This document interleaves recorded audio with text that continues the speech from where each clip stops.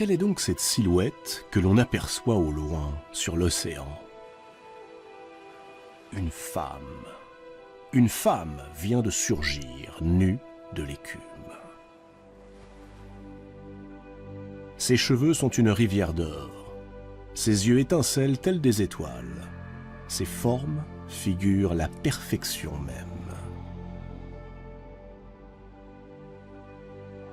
Sa peau est blanche comme l'écume.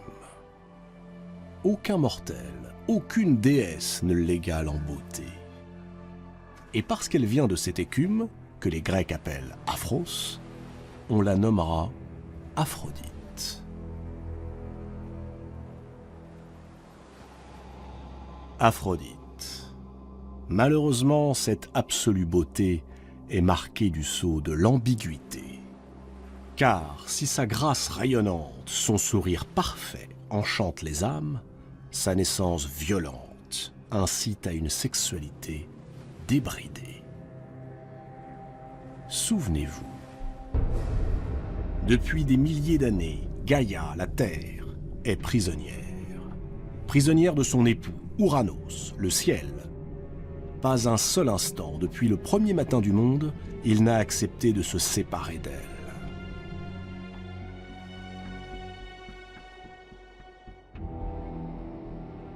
Il demeure collé à elle, encastré. Et la pauvre Gaïa suffoque. D'ailleurs, Gaïa n'est pas la seule à souffrir de la présence étouffante d'Ouranos. Ses enfants aussi. À chaque fois qu'ils tentent de quitter le giron de leur mère, Ouranos les repousse et les rejette sans ménagement.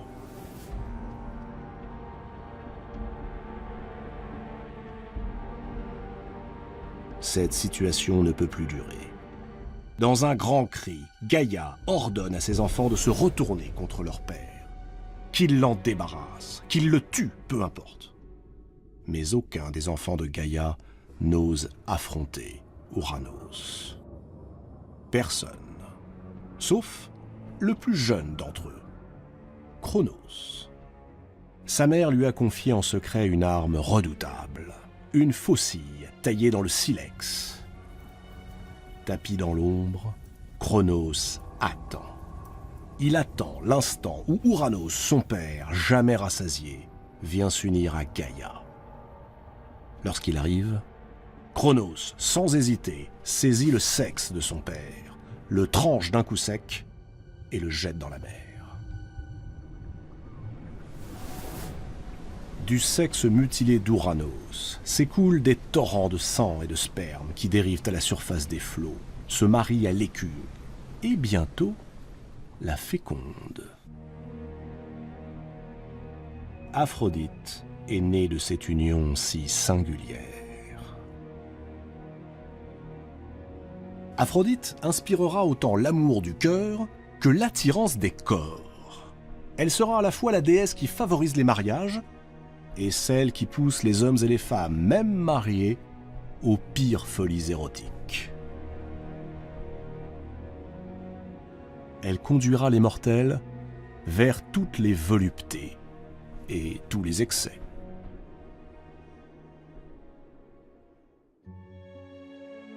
À peine Aphrodite a-t-elle surgi des flots que le dieu du vent, Zéphyr, l'entraîne jusqu'au rivage de Paphos, une baie située sur la côte occidentale de l'île de Chypre.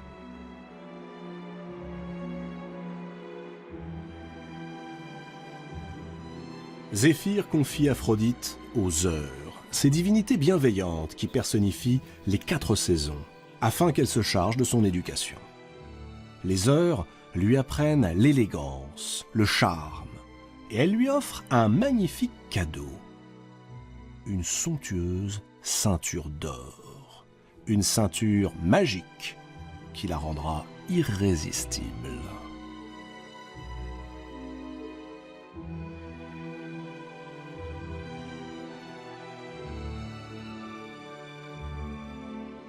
Voilà Aphrodite, prête. Le temps est venu de la présenter au cercle des dieux. Lorsqu'Aphrodite fait son entrée sur l'Olympe, l'assemblée se lève et la proclame à l'unanimité déesse de la beauté et de l'amour. Zeus déclare que pareille splendeur ne peut rester seule. Il lui faut un mari. Prenant tout le monde de court, Zeus désigne le plus improbable des prétendants, son fils Héphaïstos, le dieu des artisans et des forgerons. Héphaïstos, le boiteux de Lemnos, le plus laid de tous les dieux. Si laid qu'à sa naissance, sa mère, Héra, dégoûtée, s'en était débarrassée en le jetant du haut de l'Olympe.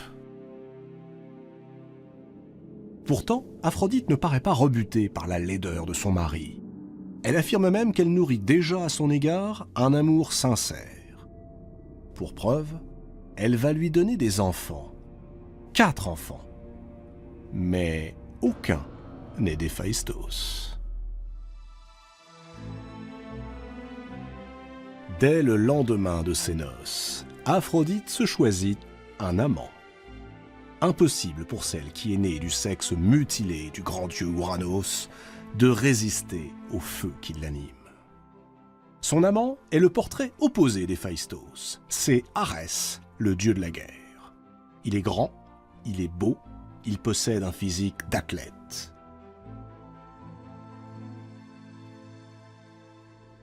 Dès qu'Héphaïstos, qui est un travailleur de la nuit, se rend dans ses forges où il fabrique les armes et les bijoux des dieux, Arès se glisse dans le lit d'Aphrodite. Et avant que l'aube ne se lève, il s'éclipse. Ce manège dure longtemps. L'infortuné Héphaïstos ne se doute de rien. Mais, comme souvent, les amants finissent par commettre l'erreur fatale. Une nuit, allongés l'un contre l'autre, ils prolongent imprudemment leurs étreintes alors que les premiers feux de l'aube rougissent l'horizon. Or, l'aube, c'est le moment où Hélios, le dieu du soleil, quitte sa chambre de l'Olympe pour entreprendre le grand voyage qui le mène de l'Orient à l'Occident. Et l'un des privilèges d'Hélios est que, de là-haut, il peut voir tout ce qui se passe sur la Terre. Ce qu'il découvre ce matin le fait sursauter. Aphrodite et Arès enlacés dans le lit d'Héphaïstos. Hélios, comme beaucoup d'autres dieux, n'est pas indifférent au charme de la déesse. Il aurait bien voulu être à la place d'Arès. Dépité, il s'empresse de dénoncer Aphrodite à son époux. Héphaïstos est atterré. La pure, la tendre, l'adorable Aphrodite. Entre rage et honte, il conçoit alors un plan pour se venger. Un plan aussi subtil que redoutable. Le soir même, dans son atelier, avec tout l'art qui est le sien, Héphaïstos forge un filet de chasse en bronze. Ses mailles sont si fines qu'on ne peut les voir à l'œil nu. Fines, mais aussi impossibles à rompre. Puis, un jour qu'Aphrodite est absente, il s'introduit dans leur chambre et attache solidement le filet aux colonnes de leur lit. Une fois assuré que le piège est parfaitement en place, il annonce à tous qu'il part pour un très long voyage. Comme il l'avait prévu, l'infidèle ne se propose pas de l'accompagner.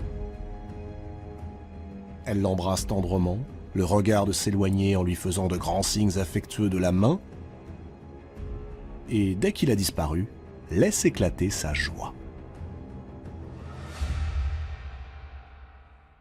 Le soir même, Aphrodite et Arès se retrouvent, trop heureux de donner libre cours à leurs ébats. Or, Héphaïstos est là. À la vue de son épouse qui se livre ainsi sans pudeur, il a la gorge qui se serre. Sa main tremble. Elle tremble tant qu'on se demande s'il aura la force d'actionner son piège.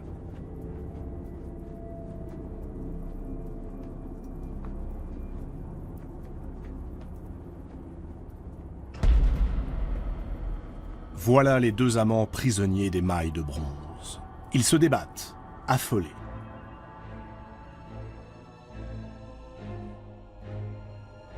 Héphaïstos ameute alors tout l'Olympe et invite les dieux et les déesses à constater l'adultère ainsi que son déshonneur. Les dieux, remplis de joie, se précipitent chez le forgeron. Il faut dire qu'Arès et Aphrodite, empêtrés dans ce filet, offrent un spectacle des plus humiliants. Les dieux ricanent. Les moqueries fusent. Apollon donne un coup de coude à Hermès et lui chuchote « Avoue que tu ne serais pas mécontent d'être à la place d'Arès. » « Bien sûr, réplique Hermès, et même s'il y avait eu 3 filets. » Poséidon, qui ne perd rien de la scène, est tout aussi subjugué qu'Apollon et Hermès à la vue du corps dénudé d'Aphrodite. Il fait mine de compatir, mais il intervient auprès d'Héphaïstos pour que soient délivrés les deux amants. Héphaïstos accepte, à la condition que tous deux soient exilés de l'Olympe. Et il prévient d'un air sombre que s'ils ne tiennent pas leurs engagements, c'est Poséidon lui-même qui devra prendre leur place sous le filet. Zeus, impatient d'en finir avec ce qu'il considère comme une affaire ridicule, accepte la proposition de son frère, Poséidon. L'affaire est entendue. Arès, libéré, s'exile en Thrace. Quant à Aphrodite, la mésaventure qu'elle vient de vivre ne semble pas l'avoir troublée outre mesure. Libérée à son tour, elle décide de repartir vers Chypre. Mais avant son départ, flattée par les regards d'Hermès, elle s'offre à lui une nuit entière. De leur union naîtra un être bisexué, mi-homme, mi-femme. Hermaphrodite.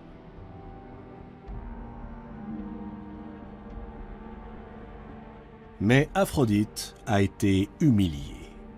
Et elle aussi entend bien se venger. Les dieux se sont moqués d'elle, les dieux paieront.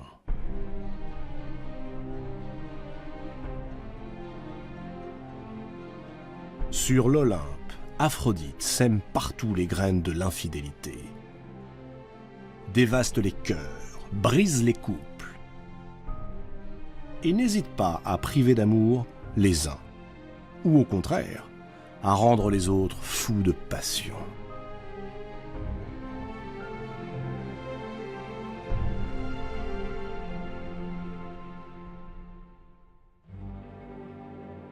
Mais un jour, Aphrodite est prise à son tour dans la tourmente de l'amour.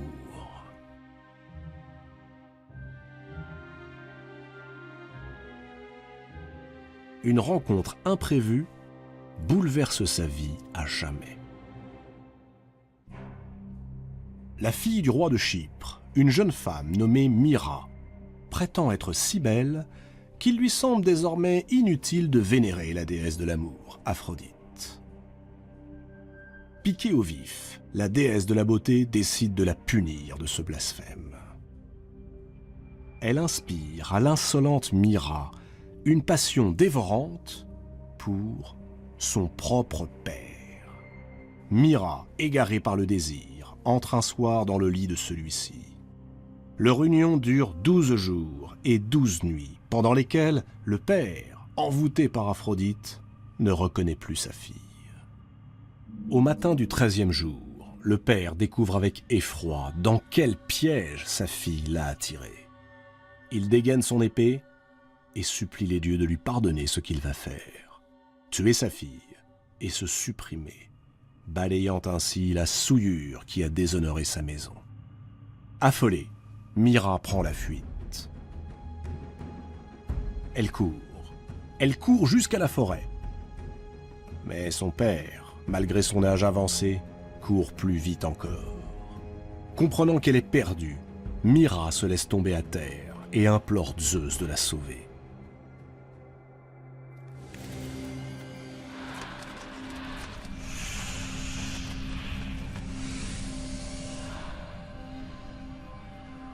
le roi des dieux, ému par ses pleurs, accède à sa supplique.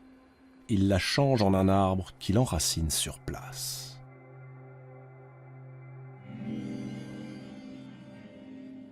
Mais même ainsi transformée, Mira continue de pleurer.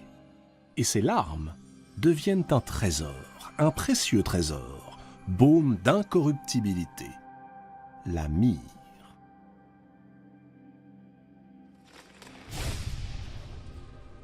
9 mois plus tard, l'arbre se fend en deux, et un enfant au teint splendide en sort. Adonis.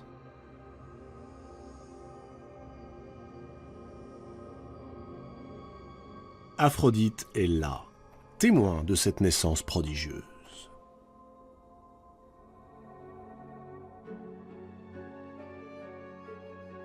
Ce garçon, Adonis, est une pure merveille. Aphrodite brûle déjà de passion pour lui. Adonis sera son amant. Il sera à elle, rien qu'à elle. Mais en attendant qu'il grandisse, il faut le mettre à l'abri des autres mortels, et aussi des déesses. Aphrodite confectionne avec soin un grand berceau qu'elle décore de fleurs. Elle y dépose le nourrisson et va le confier à Perséphone, la reine des enfers. Elle se dit que sous terre, le bel enfant ne risque pas d'être séduit. Et lorsqu'il aura atteint l'âge des premières amours, elle n'aura plus qu'à venir le chercher. Mais à la vue du garçon, Perséphone, elle aussi, est troublée. Tellement troublée qu'elle décide de garder l'enfant pour elle. Elle l'élève en le cajolant, lui prodiguant une tendresse bien plus que maternelle.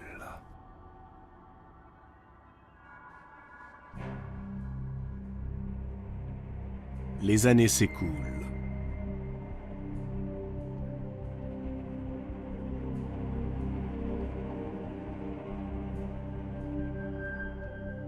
Aphrodite revient auprès de la reine des enfers, et comme convenu, lui réclame Adonis, devenu un magnifique jeune homme. Perséphone refuse. Aphrodite proteste.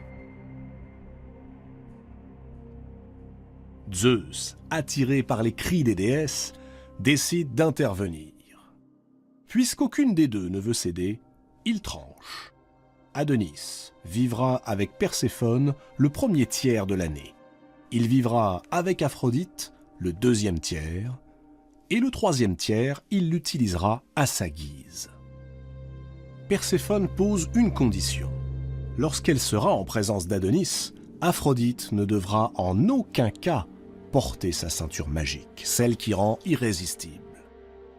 Aphrodite feint d'accepter. Évidemment, dès le premier jour, elle rompt l'accord. En quelques heures, Adonis est ensorcelé. Il ne voit plus qu'Aphrodite. Il ne rêve plus que d'elle, ne prononce plus que son nom. Et décide de passer le tiers de l'année, le tiers du temps qui lui revient, auprès de la déesse. Perséphone serre les poings. On a voulu la rouler? Tant pis, elle se vengera sur Adonis. Elle se rend en Thrace et va trouver Arès, le dieu fougueux et querelleur qui fut l'amant d'Aphrodite. Elle lui apprend que sa belle maîtresse lui préfère désormais un simple mortel. Et de surcroît, ajoute-t-elle, un mortel efféminé. Blessé dans son amour-propre, Arès entre dans une colère folle. Un mortel.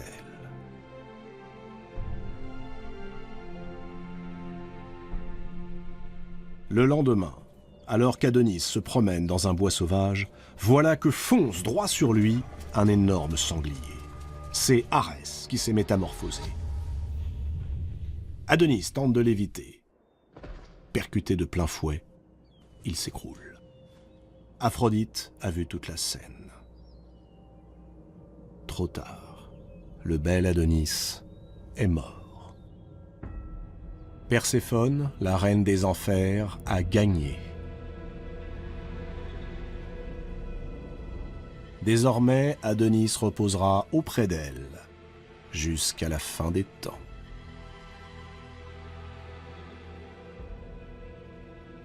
Aphrodite ne se remettra jamais de la perte de son premier et dernier amour.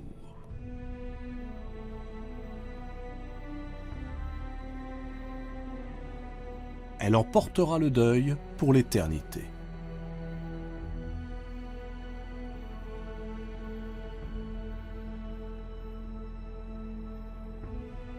Si le charme d'Aphrodite agit sur les hommes et les dieux, les déesses, elles, sont agacées par son comportement. Elles sont jalouses aussi. Elles ne portent pas vraiment Aphrodite dans leur cœur. Un jour, la dispute éclate.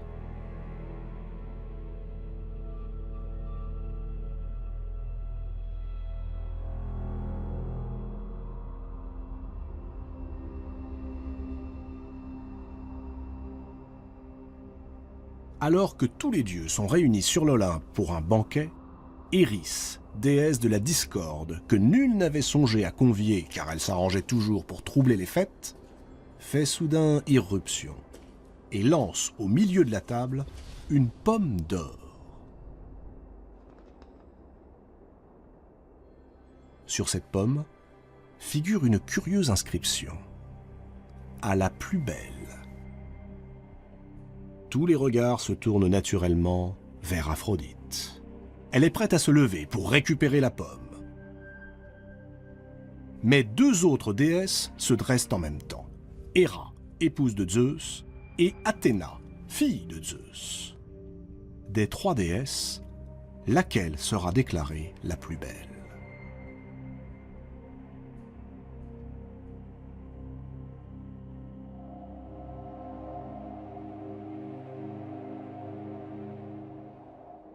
Zeus, prudent comme à l'accoutumée, décide que ce ne sera pas un dieu, mais un mortel qui fera l'arbitrage. On choisit Paris, fils de Priam, le roi de Troie. Hermès conduit les trois déesses sur le mont Ida, où le jeune Paris garde ses troupeaux. On le somme de dire qui, d'Aphrodite, d'Héra ou d'Athéna, mérite le titre de déesse de la beauté. Le pauvre Paris s'avoue incapable d'affirmer une préférence. Héra le toise et lui dit que s'il la désigne comme la plus belle des déesses, elle lui donnera un royaume comme nul mortel n'en posséda jamais. Il sera le plus grand prince que la terre ait porté. Paris, ravi, s'apprête à désigner Héra. Mais Athéna s'interpose. Elle lui déclare que s'il porte son choix sur elle, elle le rendra à jamais invincible au combat. Il sera le plus grand héros que la terre ait porté. Cette fois-ci, Paris, enchanté, est sur le point de choisir Athéna. Lorsqu'Aphrodite, d'une voix enjôleuse, lui déclare que si c'est elle qui triomphe, elle lui offrira la main de la femme qu'il aime. La belle Hélène de Sparte, aujourd'hui promise à un autre que lui. Il sera le plus grand amant que la terre ait porté. Cette fois, Paris, sans hésiter, prend la pomme et l'offre à Aphrodite.